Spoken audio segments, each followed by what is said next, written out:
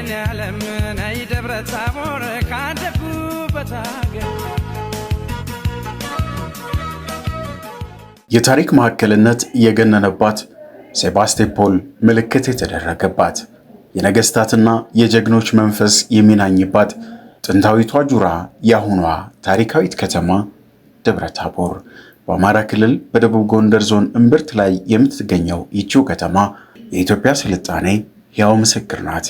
ከተማዋ ስያሜዋን ያገኘችው በአካባቢው ካለው የታቦር ተፈጥሯዊ ተራራ ሲሆን ከአቀማመጡ ጋር ተያይዞ ስያሜው ተሰጥቷል። ደብር ማለት ተራራ፣ ታቦር ማለት ደግሞ ብርሃን እንደሆነም በትርጓሜው ላይ ይገኛል።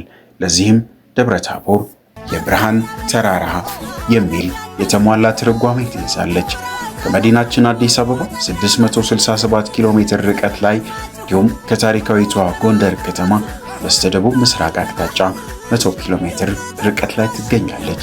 ይቺ ከተማ ከባህር ጠለል በላይ 2706 ሜትር ከፍታ ላይ የምትገኘው ከተማዋ ለነዋሪዎቿ በረከት የሆኑ ከ48 በላይ የተፈጥሮ የምንጭ ውሃዎችን ታደላለች። ደብረ ታቦር ብርዳማና ማራኪ የደጋ የአየር ጸባይ አላት። የደብረ ታቦር ከተማ አመሰራረት ታሪክ ሲነሳ የብዙ ዓመታት ታሪኳ ወደ ኋላ ይመዘዛል። የአካባቢው ነዋሪዎችና አፈ ታሪክ አዋቂዎች እንደሚናገሩት ከተማዋ ለመጀመሪያ ጊዜ የተቆረቆረችው በ1327 በአፄ ሰይፈ አርድ ዘመነ መንግስት እንደነበር ይነሳል። ይህ ቁጥር በ1294 እስከ 95 ሊሆን እንደሚችልም ተቀምጧል። በአንጻሩ የውጭ ታሪክ ተመራማሪዎች የከተማዋን መቆርቆር ጋር ተያይዞ ልዩ ልዩ ክርክሮችን ያነሳሉ። ከተማዋ በ18ኛውና በ19ኛው ክፍለ ዘመን የንጉሠ ነገሥታት እንደራሴ መቀመጫ ሆና አገልግላለች። የቀድሞዋ በጌ ምድር የአስተዳደር መቀመጫ የነበረችው ደብረ ታቦር በሁለት የኢትዮጵያ ነገሥታትም በአፄ ቴዎድሮስና በአፄ ዮሐንስ የሀገሪቱ ዋና መናገሻ ከተማ ሆና አገልግላለች። በዚህም ምክንያት በ19ኛው ክፍለ ዘመን የከተማዋ የሕዝብ ቁጥር ነገሥታቱ በስፍራው በነበሩበት ጊዜ 30 ሺህ ይደርስ ነበር። ንጉሶቹ ባልነበሩባቸው ጊዜያቶች ይህ ቁጥር ወደ 5000 ዝቅ ይል ነበር። ኢትዮጵያን አንድ የማድረግ ራዕይ ሰንቀው የተነሱት አፄ ቴዎድሮስ ስልጣን ላይ ከወጡ በኋላ ከተማዋን ከግንቦት 1853 እስከ 1867 ድረስ ዋና ከተማ አድርገው ወደ መቅደላ እስከ ሸሹበት ጊዜ ድረስ ተጠቅመውባታል። ደብረ ታቦር የኢትዮጵያ የዘመናዊ ኢንዱስትሪ አብዮት መሰረት የተጣለባት ከተማ እንደሆነች ይነሳል። ታሪካዊው በጋፋት የተሰራው መድፍ ይጠቀሳል። አፄ ቴዎድሮስ ታዋቂውን የሴባስቶፖል መድፍ በዚሁ ስፍራ ላይ አሰርተውታል።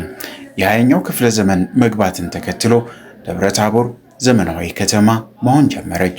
በ1931 በኢትዮጵያ አዲስ የተመሰረተው የኢትዮጵያ ባንክ የመጀመሪያውን የገጠር ቅርንጫፉን በዚያው ከፈተ። የባንኩ 2 ሰራተኞች በዚቹ ከተማ ይሰሩ ነበር። ይህ የዘመናዊነት ጉዞዋ በጣሊያን በፋሽስት ወረራ ወቅት ተደናቀፈ።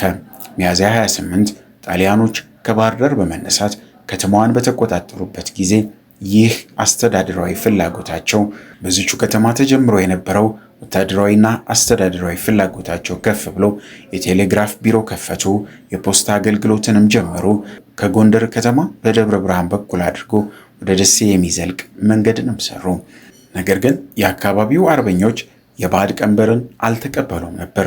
ነሐሴ 1937 ደብረ ታቦር እንዲሁም በባህር ዳር ዙሪያ በተቀናጀ መልክ በጣሊያን ጦር ሰፈር ላይ ተከታታይ ጥቃቶች ተፈጸመው መጨረሻም የብሪታንያ ጦር ባደረገው እገዛ የጣሊያን ኮሎኒያሊስቶች ከስፍራው ጥርግ ብለው እንዲወጡ እጅም እንዲሰጡ ሆነ።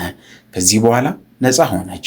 1958 ደብረ ታቦር በኢትዮጵያ የመጀመሪያውን የማዘጋጃ ቤት ከተማ በመሆንም ለዚሁ ክብር በቃች። ስትራቴጂካዊ ከተማ የሆነችው ይቺው ከተማ በ20ኛው ክፍለ ዘመን ማብቂያ በ1980ዎቹ መጨረሻ አካባቢ የህወሓት ጦር ከተማዋን ሊቆጣጠራት ችሎ ነበር። የደርግና በህወሓት መካከል በተደጋጋሚ ሲመላለሱባትም ቆይተዋል። ከተማዋን ደብረ ታቦር የታሪክ ብቻ ሳይሆን ልዩ የባህልና ተፈጥሮ ጸጋዎችን መፍለቂያ ናት። በከተማዋ በየዓመቱ በልዩ ድምቀት የሚከበሩት የቡሄ ወይንም የደብረ ታቦር በዓል፣ የመርቆሪዎስ ዓመታዊ ክብረ በዓል እንዲሁም ወግና ባህልን የሚያድሱት የበጌ ምድር ፈረሰኞች ክብረ በዓል የከተማዋ ልዩ መገለጫዎች ብሎም ውበቶቿ ናቸው። በከተማዋ በቅርብ ርቀት ላይ የሚገኘው ሌላኛው አስደናቂ ተፈጥሮ መስህብ የጉና ተራራ ነው። ይህ ተራራ በከፍታው ከአፍሪካ 9ኛ ከኢትዮጵያ ደግሞ 3ኛ ደረጃን ይይዛል። የከፍታ መጠኑ ከ4000 ሜትር በላይ ይደርሳል። ብርቅዬውና ለአደጋ የተጋለጠው ቀይ ቀበሮ መገኛውም በዚሁ ስፍራ ላይ ይገኛል። ጥንታዊ የጉና ተራራ ታላቁን ጣና ሐይቅ በበረከት የሚመግበውን የርብ ወንዝንና የጉማር ወንዝን ያፈልቃል። ደብረ ታቦር ከጥንት የነገስታት መናገሻነቷና ካስከበሯት በርካታ ታሪካዊ ቅርሶቿን በላይ በ20ኛው ክፍለ ዘመን የታየባት የዘመናዊነት ብልጭታና የኢንዱስትሪ አብዮቷ በጉልህ ይጠቀስላታል። ዛሬም በ21ኛው ክፍለ ዘመን መጀመሪያ ላይ ከፍተኛ የፖለቲካና የወታደራዊ የግጭት ማዕከል ሁና ብትቆይም አሁን ላይ ከተማዋ በተለያዩ የፖለቲካ ውጣ ውረድ አልፋ የደብረ ታቦር ዩኒቨርሲቲን ጨምሮ ሌሎች ታላቅነቷን የሚያጎሉ የትምህርት ተቋማት፣ የጤና ተቋማትና ሌሎች መሰረተ ልማቶች በከተማዋ ይገኛሉ። የከተማዋን ሰላምና ልማት ብሎም የታሪክ ትልቅነቷን የሚመጥን ጉዞ ለማድረግም ልጆቿ እንቅስቃሴ ላይ ናቸው። የነገስታት መናገሻ፣ የታሪክ ማዕከሏ ደብረ ታቦር ሰላሙን ሁሉ ላንቺ እንመኛለን። የኔ ዓለም ነይ ደብረ ታቦር ካደኩበት አገር የኔ ዓለም ጠይቂና ኪኔ ጎንደሬ ነኝ የኔ ዓለም ነይ ደብረ ታቦር ካደኩበት አገር የኔ ዓለም ጠይቂና ኪኔ ጎንደሬ ነኝ